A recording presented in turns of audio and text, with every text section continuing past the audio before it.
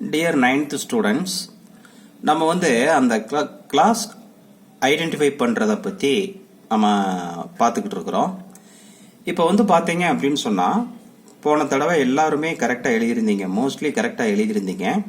ஒரு சில பேர் வந்து என்ன செய்கிறாங்கன்னா கன்ஃபியூஸ் ஆகுறாங்க. அந்த கிளாஸ் அனாலிஸ் பண்ணுறது வந்து ரொம்ப ரொம்ப ஈஸி. என்ன அப்படின்னு சொன்னால், இப்போ இங்கே ஃபர்ஸ்ட் சென்டென்ஸ் பாரு, as he was blind he could not cross the road அப்படின்னு இருக்கு. இப்போ இங்க பாத்தீங்க அப்படின்னு சொன்னா இந்த இடத்துல அஸ் அப்படிங்கக்கூடிய கன்ஜங்ஷன் வந்திருக்கு.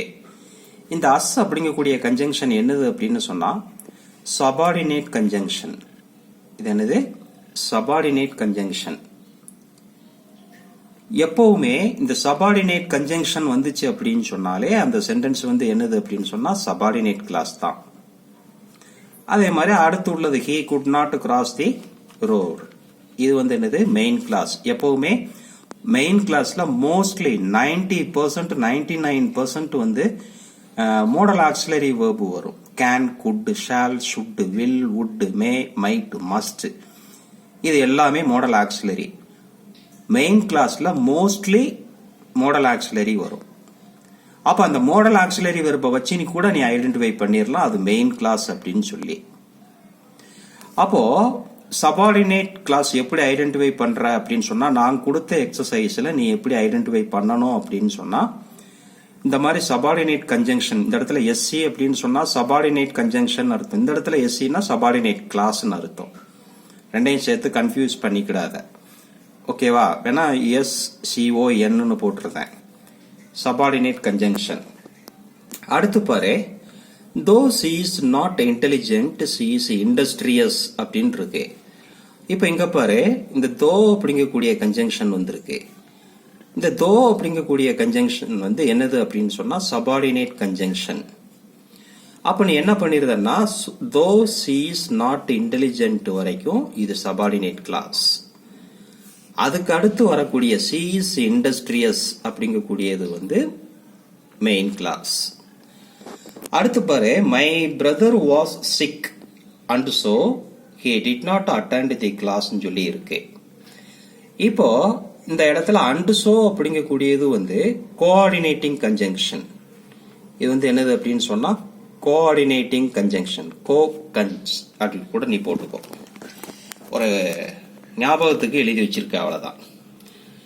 அப்போ இந்த கோஆர்டினேட் கன்ஜங்ஷன் நீ எங்க யூஸ் பண்ணணும் அப்படின்னு சொன்னா, as per the rule, இந்த coordinate conjunction in between two main கிளாஸுக்கு நடுவுல யூஸ் பண்ணணும். இதுதான் ஃபுல்லாவே வந்து என்னது அப்படின்னு சொன்னா மெயின் கிளாஸ். அப்ப ரெண்டு மெயின் கிளாஸுக்கு நடுவுல அந்த கோஆர்டினேட் கன்ஜங்ஷன் வந்து என்ன செய்யணும்னா யூஸ் பண்ணணும்.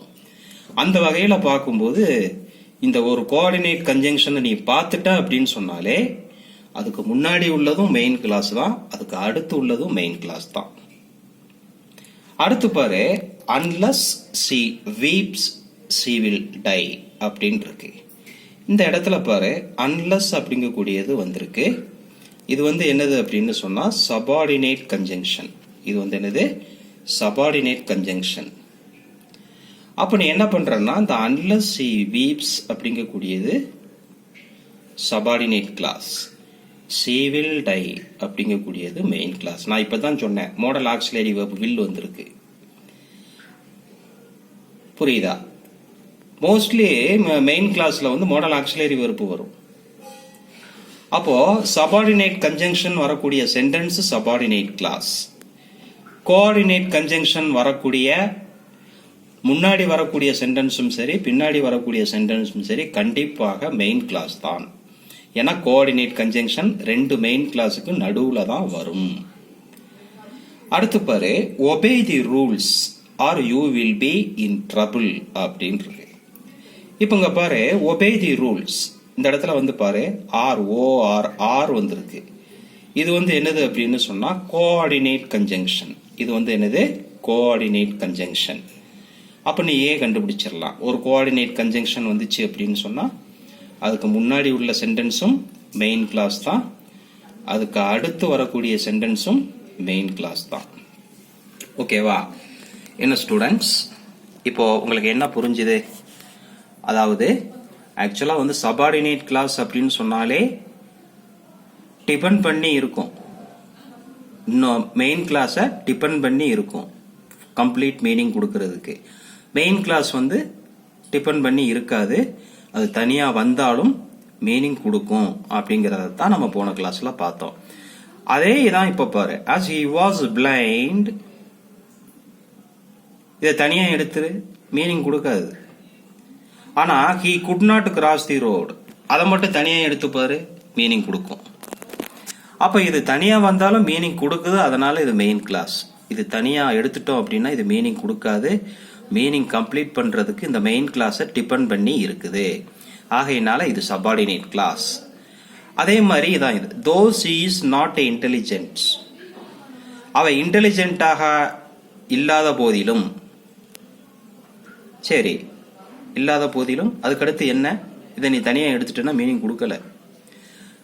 she is industrious, இந்த மெயின் கிளாஸை டிபெண்ட் பண்ணி இருக்கு.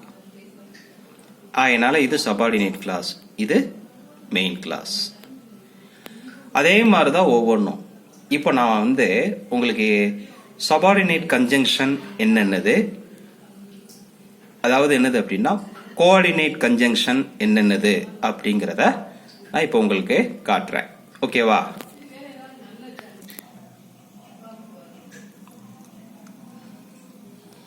கோஆர்டினேட்டிங் கன்ஜங்ஷன்லாம் என்னென்னதுன்னு பாரு மேல.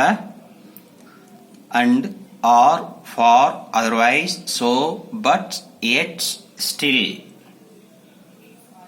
அது மாதிரி as well as இந்த மாதிரியான இது வந்து என்னதுன்னா கோஆர்டினேட் கன்ஜங்ஷன். இது வந்து இங்க பாரு. அடுத்து சபார்டினேட் கன்ஜங்ஷன். இந்த சபார்டினேட் கன்ஜங்ஷன்லாம் என்னென்னதுன்னு பாரு. when, as soon as, though, although, even though,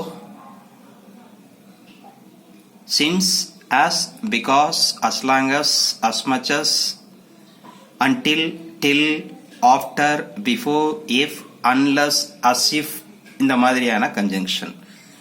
அடுத்து பாரு, கோரிலேட்டிவ் கன்ஜங்ஷன்ஸ் ஒன்று இருக்கு. இதெல்லாம் நீ யூஸ் பண்ணியிருப்ப. நெய்தர், நார், எய்தர், ஆர், அதெல்லாம் வந்து என்னதுன்னா கோரிலேட்டிவ் கன்ஜங்ஷன்ஸ். அப்போ neither, nor, either, or, not only but also, scarcely, when, both, no sooner than, such that, etc. Dear students, இதெல்லாம் எங்களுக்கு தேவையா அப்படின்னு கூட நீங்க நினைக்க கூடாது. ஏன் அப்படின்னு சொன்னா இந்த கிளாஸஸ் தெரிஞ்சாதான், அந்த கிளாஸஸ் அண்டு ஃப்ரைசஸ் தெரியணும். இதெல்லாம் தெரியறதுக்கு இந்த கன்ஜங்ஷன்ஸ் தெரியணும். இதெல்லாம் தெரிஞ்சாதான் உனக்கு வந்து இப்போ அடுத்து இப்போ 10th பாத்தீங்க அப்படின்னு சொன்னா சிம்பிள் காம்பவுண்ட் காம்ப்ளெக்ஸ் அந்த இது இருக்கு இல்லையா, அதெல்லாம் வந்து இதெல்லாம் தெரிஞ்சாதான் உங்களால வந்து என்ன செய்ய முடியும்னா அட்டன் பண்ண முடியும். அப்ப இதெல்லாம் நீங்க வந்து மெமரி பண்ண வேண்டிய ஒரு டைப் இது. அதனால இந்த கிளாஸ் பொறுத்த வகையில உனக்கு ஹோம்ஒர்க் வந்து வேற எதுவும் கிடையாது. இந்த coordinating conjunctions, subordinating conjunctions, correlative conjunctions, இந்த இதை வந்து நீ ஃபுல் அண்ட் ஃபுல் மெமரி பண்ணி எனக்கு எழுதி அந்த குரூப்ல போட்டு விட்டுருதீங்க. திரும்பவும் மைண்ட்ல வச்சுக்கோங்க. இந்த மேல பாக்குற கோஆர்டினேட்டிங் கன்ஜங்ஷன்ஸ் வரக்கூடிய சென்டென்ஸ்ல கண்டிப்பா முன்னால உள்ள சென்டென்ஸும் பின்னாடி உள்ள சென்டென்ஸும் மெயின் கிளாஸ் தான். அது மாதிரி சபார்டினேட்டிங் கன்ஜங்ஷன் வரக்கூடிய சென்டென்ஸ்ல அதை வந்து நீ சபார்டினேட் கிளாஸா நீ கன்சிடர் பண்ற.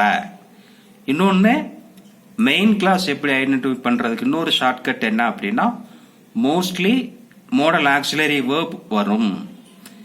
ஓகேவா? இதெல்லாம் மைண்ட்ல வச்சுக்கிட்டு இதனுடைய போட்டோ காப்பீஸ் ஒன்று நான் உனக்கு அனுப்பி வைப்பேன். இது நீ எழுதி நீ என்ன செய்யணும் அப்படின்னா போட்டு விடணும். இப்போ அன்னைக்கு நான் கொடுத்த சென்டென்ஸ்ல கூட ஒரு ஸ்டூடெண்ட் கேட்டாப்ல இடையில வந்து பட் வந்து இருந்துச்சு. அதுக்கப்புறம் வந்து அந்த எக்ஸசைஸ் கூட she was born in Spain but her mother is in Paris அப்படின்னு நான் நினைக்கிறேன். அந்த சென்டென்ஸ் நினைக்கிறேன். அதுல ஒரு ஸ்டூடெண்ட் கூட டவுட் கேட்டாப்ல, எப்படி சார் இந்த இடத்துல வந்து பட்டுக்கு அப்புறம் இந்த மாதிரி மெயின் கிளாஸ் வரும் அப்படின்னு சொல்லி கேட்டாப்ல. அந்த ஸ்டூடெண்ட் நல்லா புரிஞ்சுக்கோ, இந்த பட் அப்படிங்கக்கூடியது கோஆர்டினேட் கன்ஜங்ஷன். இந்த கோஆர்டினேட் கன்ஜங்ஷனுக்கு முன்னாடி வரக்கூடிய சென்டென்ஸும் அடுத்து வரக்கூடிய சென்டென்ஸும் கண்டிப்பாக மெயின் கிளாஸ் வரும். அது மட்டும் கிடையாது, அந்த இடத்துல வந்து நீ அந்த சென்டென்ஸை நல்லா ரீட் பண்ணி பாரு. எனக்கு எக்ஸாக்டா வந்து அந்த சென்டென்ஸ் அந்த சென்டென்ஸ் தானான்னு நீ கன்ஃபார்ம் பண்ணிக்க. அதாவது என்னன்னா, she was born in Spain but her mother is in Paris அப்படிங்கிறது. இப்போ அந்த பட் அப்படிங்கக்கூடிய அந்த சென்டென்ஸுக்கு அடுத்து வரக்கூடிய அந்த சென்டென்ஸை ஃபுல்லாவே நல்லா மீன் பண்ணி பாரு. மீனிங் கொடுக்குது, இண்டிபெண்டன்ட்லி மீனிங் கொடுக்குது, டிபெண்ட் பண்ணி மீனிங் கொடுக்கல, இண்டிபெண்டா வந்து மீனிங் கொடுக்குது. ஆகையினாலையும் அது வந்து மெயின் கிளாஸ். ஓகேவா? இண்டிபெண்டா மீனிங் கொடுக்கக்கூடிய எல்லா சென்டென்ஸுமே மெயின் கிளாஸ் தான்ப்பா. அந்த வகையில் அந்த சென்டென்ஸும் மெயின் கிளாஸ் தான். ஓகேவாப்பா? நான் இந்த ஹோம்ஒர்க்கை வந்து நீ இந்த கன்ஜங்ஷன்ஸ் ஃபுல்லாகவே நீ எனக்கு கண்டிப்பாக எழுதி அனுப்புகிற. இதெல்லாம் ரொம்ப ரொம்ப ரொம்ப ரொம்ப முக்கியம். ஏன் அப்படின்னு சொன்னால், இந்த கன்ஜங்ஷன் நீ மைண்டில் வச்சிருக்கிறதுனால நீ என்னென்னதெல்லாம் நீ டைரக்ட் இன்டைரக்ட்னாலும் சரி, சிம்பிள் காம்பவுண்ட் காம்ப்ளெக்ஸ்னாலும் சரி, இதே இது வந்து லிங்க் வேர்டுன்னு சொல்லி கேட்பாங்க, கனெக்டர்ஸ்னு கேட்பாங்க. இந்த கன்ஜங்ஷன்ஸுக்கெல்லாம் இன்னொரு அடுத்தடுத்த பேர். இந்த கன்ஜங்ஷன்ஸுக்கு இன்னொரு பேர் கனெக்டர், இன்னொரு பேர் லிங்க் வேர்டு. இப்படி எப்படி வேணாலும் உனக்கு கேட்பாங்க. அதிகமான மார்க் வரக்கூடிய செக்ஷன் இது. அதனால நீ மெமரி பண்ணி எழுதி எனக்கு குரூப்பில் போட்டு விட்டுறணும். அடுத்த கிளாஸில் நம்ம வேற செக்ஷன் நம்ம பார்க்கலாம். ஓகேவா? பாய்.